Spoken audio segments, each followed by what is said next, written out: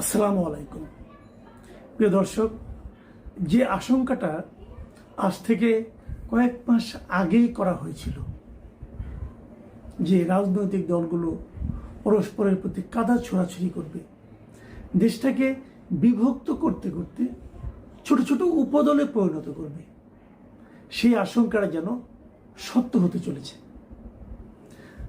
আমরা অনেক দিন ধরে লক্ষ্য করছিলাম দু তিনটা পক্ষ হয়ে গিয়েছে।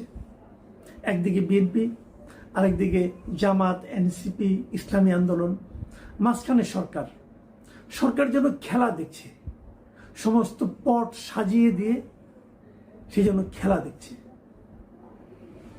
পরস্পরের প্রতি যে এই যে বিক্ষোভ, পরস্পরের প্রতি যে ঘৃণা ছড়ানোর যে রাজনীতি, যেটা আমরা কখনোই দেখতে চাইনি, সেটাই আমাদেরকে দেখতে হচ্ছে। কি বলেছি গত কয়েক মাসে, ভাবুন তো আপনারা, ইদানিং যেটা হচ্ছে, বিশেষ করে মিটফোর্ডের ওই সোহাগের হত্যার পরে জাতীয় নাগরিক পার্টি এবং জাতীয়তাবাদী দল বিএনপি, এনসিপি এবং বিএনপি, তারা পরস্পরের বিরুদ্ধে কি কি কথা বলছে, আমি দু একটা কথা কেবল আপনাদেরকে একটু স্মরণ করে দিতে চাই। শুনলে আপনারা মন খারাপ করবেন, আমরাই মন খারাপ করেছি। কিন্তু বলেছে কি, নাহিদ ইসলাম বিএনপিকে সরাসরি চাঁদাবাজদের দল হিসেবে আখ্যায়িত করেছে। আমরা মাঝে মাঝে বলি যে আপনি আচরি ধরব।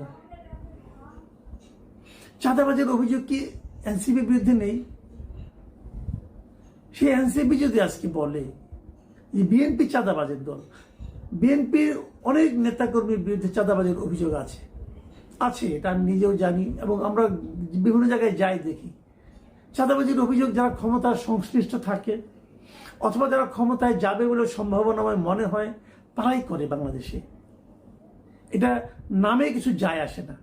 এই মুহূর্তে এনসিপি সরকার ঘনিষ্ঠ দল, তারা চাঁদাবাজির সঙ্গে তাদের নাম জড়িয়ে যায়। বিএনপি আগামীতে ক্ষমতায় যেতে পারে, তাদের নাম চাঁদাবাজির সঙ্গে জড়িয়ে যায়। জামাতের নামও কোনো কোনো ক্ষেত্রে জড়িয়ে যায়, সেটা অন্য কারণে।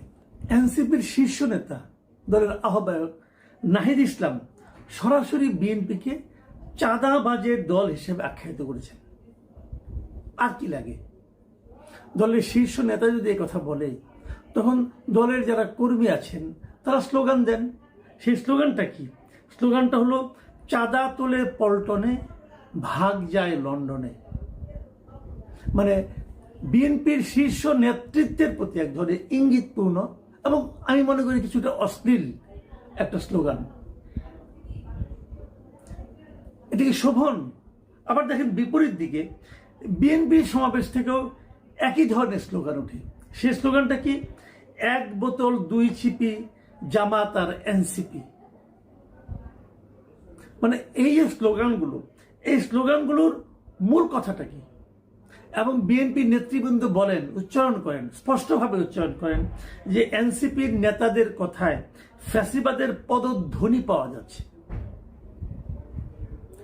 দেখুন, এই মুহূর্তে দেশে আওয়ামী লীগ নেই, তাহলে যারা আছেন এরা সবাই কিন্তু বিগত যে ফ্যাসিবাদী সরকার ছিল, আমি যদি শেখ হাসিনার সরকারের কথা বলি, তাকে বিতাড়িত করার জন্য সবাই ঐক্যবদ্ধভাবে আন্দোলন করেছেন। সে আন্দোলন শেষ হয়েছে, সামনে একটা নির্বাচন হবে, নির্বাচনকে সামনে রেখে তারা যার যার রাজনীতি করবেন, এতে আমার কোনো আপত্তি নেই। জনগণও বেছে নেবে যে এর মধ্যে কাকে নেওয়া যায়, কাকে দায়িত্ব দেওয়া যায়। এটাই হতে পারত সুস্থ রাজনৈতিক সংস্কৃতি। তা কি হলো? হলো না। আওয়ামী লীগ একদিকে দেশ থেকে নেই, তারপরে কি করলো? সবাই মিলে আওয়ামী লীগের রাজনীতিকে বন্ধ করে দিল। দেওয়ার পর কি হলো? একটা বড় শক্তিকে আপনি খেলার মাঠ থেকে সরিয়ে দিলেন।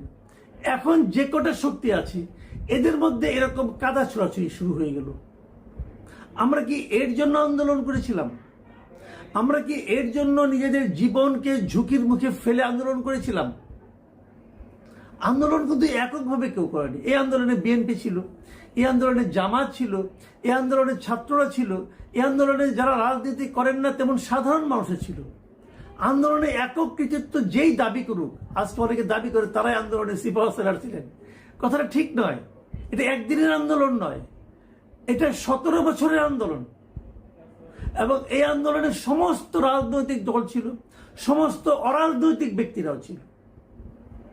সকলে সেই সম্মিলিত আন্দোলনকে একসঙ্গে আমরা সবাই মিলে যে আন্দোলন করলাম, কাঁধে কাঁধ মিলে যে আন্দোলন করলাম, সে আন্দোলনের পর এখন আমরা পরস্পরের কাঁধ থেকে মাথাটাকে সরিয়ে দেওয়ার কথা ভাবছি। কিভাবে একে অপরকে বেইজ্জতি করা যায় তার জন্য অশ্লীল শব্দ প্রয়োগ করছি। এটা কেন? তাহলে এতে কি আমাদের ক্ষুদ্রতাটাই প্রকাশিত হচ্ছে না? আপনারা জনগণের কাছে যান, নির্বাচন করুন।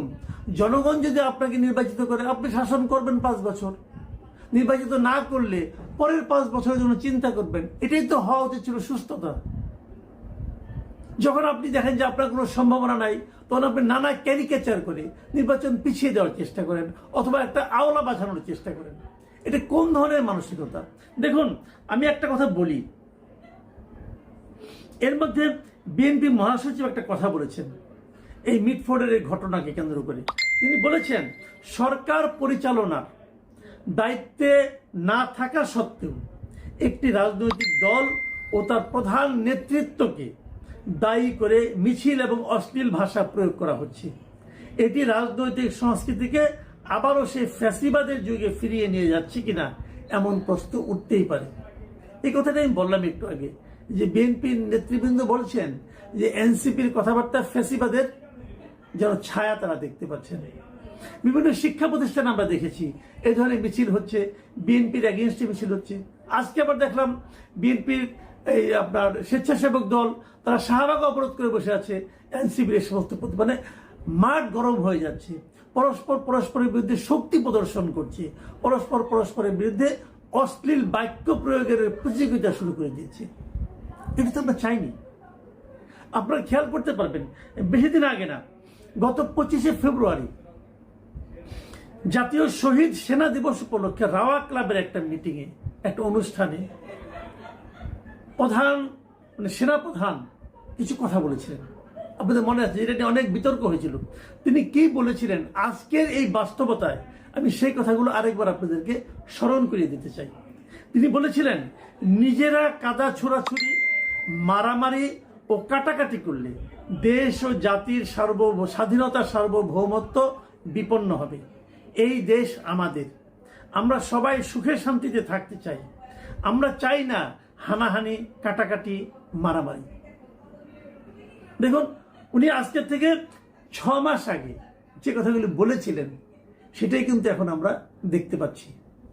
তিনি বলেছিলেন, আমাদের মতের বিরোধ থাকতে পারে, চিন্তা চেতনার বিরোধ থাকতে পারে, কিন্তু দিন শেষে আমরা সবাই দেশ ও জাতির দিকে খেয়াল করে সবাই যেন এক থাকতে পারি।